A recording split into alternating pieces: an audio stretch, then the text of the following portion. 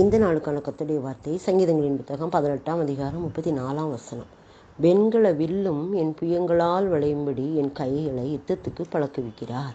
இந்த இடத்துல தாவீது சொல்வார், வெண்கல வில்லு கூட என்னுடைய கையால் வளையுது, அந்த அளவுக்கு என் கையை யுத்தத்துக்காக ஆண்டவர் பழக்குவிக்கிறார் அப்படின்னு சொல்லுவார். தாவீது ஒரு யுத்த வீரன் தான். அதே மாதிரி ஒரு பாடகன், அதிகமாக துதிப்பார். துதியிலும் அவர் வீரன் தான், யுத்தத்திலும் அவர் வீரன் தான். ஆனால் துதிக்கிறது அவர் அதனால நிறைய காரியங்களை பெற்றுக்கொண்டிருக்கிறார். அது ஒரு யுத்தம்தான். என் கைகளை போருக்கும் என் விரல்களை யுத்தத்துக்கும் பழக்குவிக்கிறேன் என் தேவனாகிய கர்த்தாவே அப்படின்னு சொல்லி சங்கீதம் 144 அதிகாரம் 1ஆம் வசனத்தில் இருக்குது. அப்போது ஒரு நாள் ஆண்டவர் எனக்கு எப்படி விளக்கி கொடுத்தாரு, என் கைகளை போருக்கும் என் விரல்களை யுத்தத்துக்கும். அப்படின்னா விரலை வச்சு நம்ம இசைக்கருவிகளை மீட்டுறோம், கையை வச்சு கை தட்டி பாடுறோம். அப்போது நம்ம பாட பாட கைகளை தட்டி விரல்களை வச்சு இசைக்கருவிகளை மீட்டு பாட அந்த யுத்தத்தில் நம்ம ஜெயிக்க முடியும். அப்போ நம்ம யோசபாத் ராஜா கூட என்ன பண்ணுவாருன்னா, யுத்தத்துக்கு போகும்போது பாடகர் குழுவை தான் முதல்ல நிறுத்தினார்.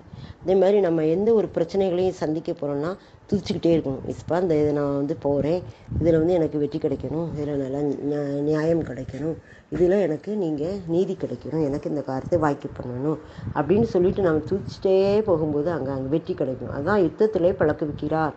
யுத்தம்னா சண்டை போடுறதுல, ஒரு மனுஷன்கிட்ட போய் சண்டை போடுறது அந்த மாதிரி கிடையாது.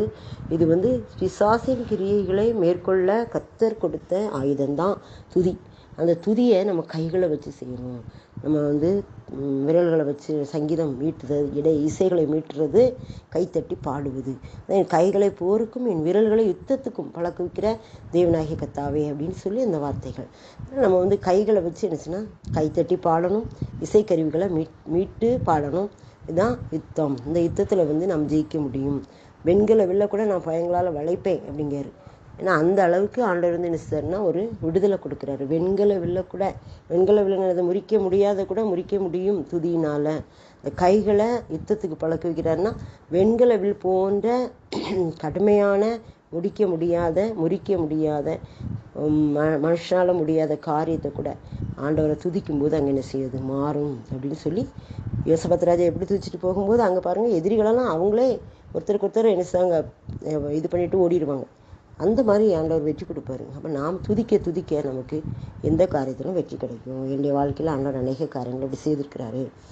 வேலை பார்க்கும்போது, ஆஃபீஸுக்கு போனாலும் சரி, துதிச்சுக்கிட்டே போகும்போது அங்கே நம்ம முன்னாலே காரியங்களை நடத்தி முடிச்சிருப்பார். அப்படிப்பட்ட கிருபை இந்த துதியினால் உண்டாகும். ஆனால் வெண்கல வில்லும் என் புயங்களால் வளையும்படி என் விரல்களை யுத்தத்துக்கு பழக்குவிக்கிறாராம்.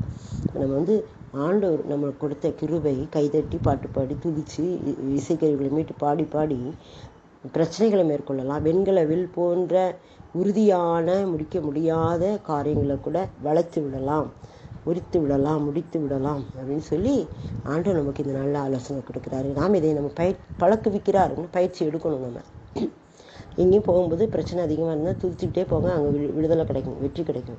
அதை நம்ம அனுபவபூர்வமாக பார்க்கலாம். அதுக்கு பிறகு நம்ம என்ன செய்வோம்னா அந்த மாதிரி காரியங்கள் வரும்போது அப்படி செய்வோம். அப்போ ஆண்டவர் பழக்குவிக்கிறார், நம்ம ப்ராக்டிஸ் பண்ணுறாரு.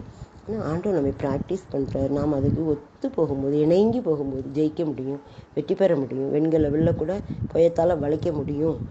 கோலியாத்தை எவ்வளோ பெரிய வீரன், அவனையே தாவீது ராஜா வீழ்த்தினார். ஒன்றுமே கிடையாது ஆயுதம், ஒரு கூழாங்கல்லை வச்சு. அதே மாதிரி நம்மகிட்ட ஒன்றுமே இல்லாமல் இருக்கலாம், பணபலம் இல்லாமல் இருக்கலாம், திறமை இல்லாமல் இருக்கலாம். ஆனால் ஆண்டவரை குறித்த விசுவாசம், அவரை குறித்த துதி இருந்தாலே போதும். நம்ம என்ன செய்யலாம், எந்த காரியத்தையும் மேற்கொள்ளலாம், ஜெயிக்கலாம். அப்படிப்பட்ட உறுதி நம்ம உள்ளத்தில் இருந்துன்னா நம்ம நிச்சயமாக வெற்றி பெற முடியும்.